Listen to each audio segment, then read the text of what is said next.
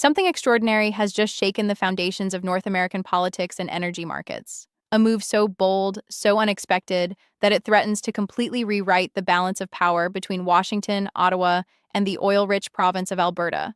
We're talking about a deal that, until now, was hidden from public view.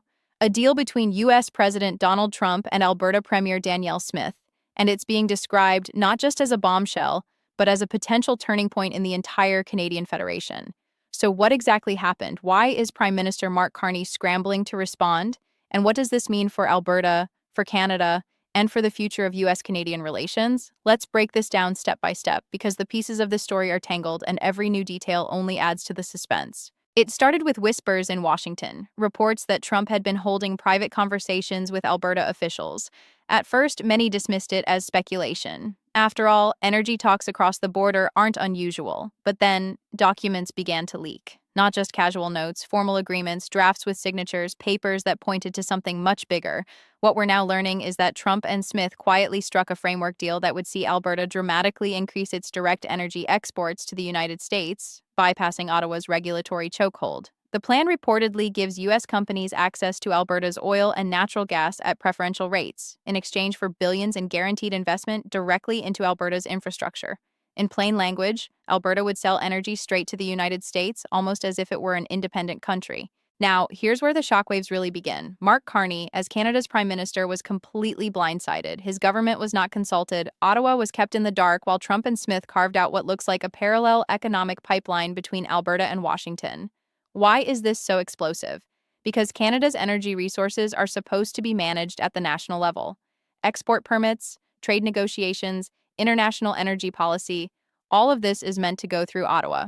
For Alberta to cut a side deal directly with the United States isn't just unusual, some constitutional experts are already calling it illegal. And yet, here's the reality. Trump doesn't care about Ottawa's objections. And Danielle Smith? She seems more than willing to defy the federal government if it means advancing Alberta's independence and control over its own resources. The timing is what makes this even more dramatic. Alberta has been growing increasingly frustrated with Ottawa for years, over carbon taxes, pipeline delays, and federal regulations that many in the province see as anti-energy and anti-Alberta. Danielle Smith has built her political brand on standing up to Ottawa, painting Alberta as the economic engine of the country that's constantly being punished instead of rewarded.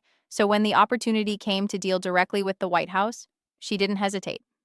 Reports suggest these negotiations weren't just weeks in the making. They've been going on quietly for months, and only now, with the leak of key details, are Canadians beginning to understand the scale of what's unfolding.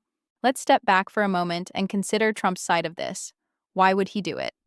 Well, first of all, Trump has made it no secret that he wants energy dominance for the United States.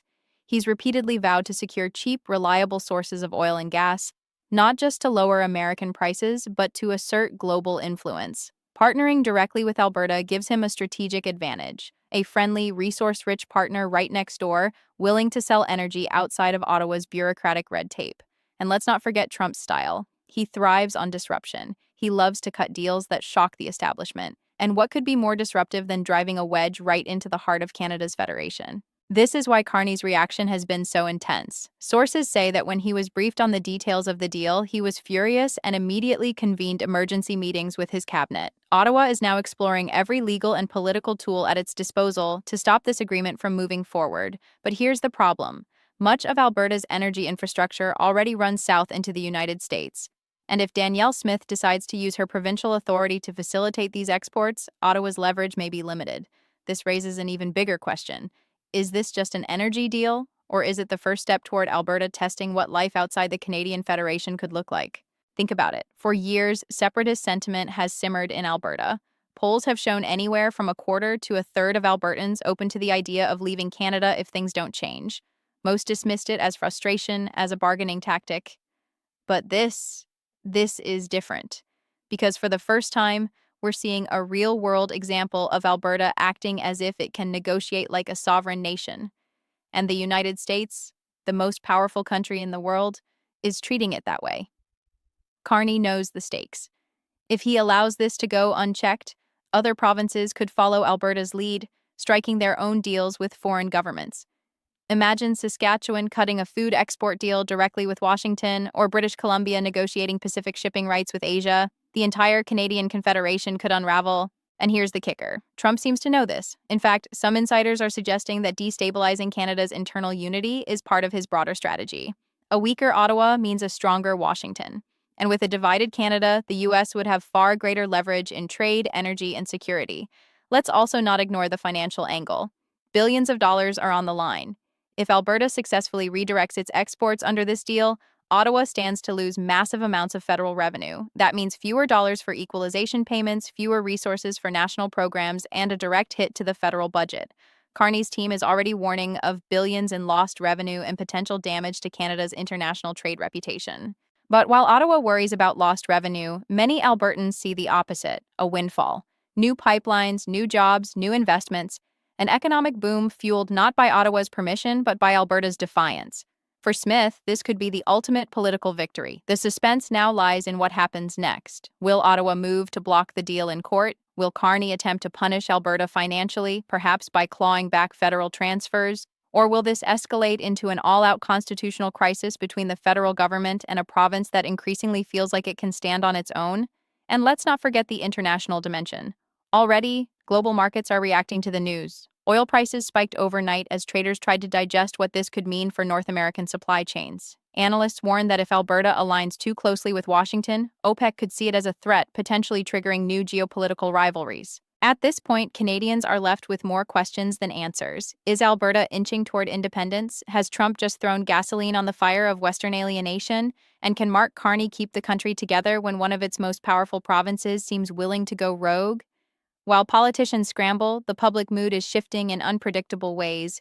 In Alberta, crowds are gathering at rallies, waving provincial flags, cheering Danielle Smith for what many are calling the first real act of defiance against Ottawa. On talk radio and social media, Albertans are buzzing about the idea of finally being treated like a partner instead of a servant to the federal government. For them, this isn't just an energy deal, it's vindication. But across the rest of Canada, the reaction is far less celebratory. In Ontario and Quebec, headlines warn that Alberta's move could drive up national energy prices, destabilize pensions, and even fracture Canada's identity. Commentators are asking whether Alberta is abandoning the nation in pursuit of Trump's favor.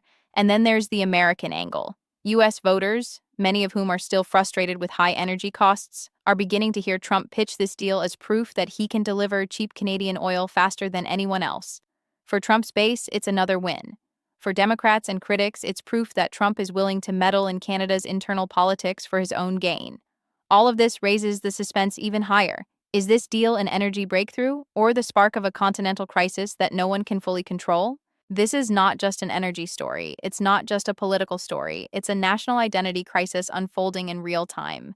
The ground beneath Canada is shifting, and the tremors are being felt in Washington, in Ottawa, and across Alberta itself.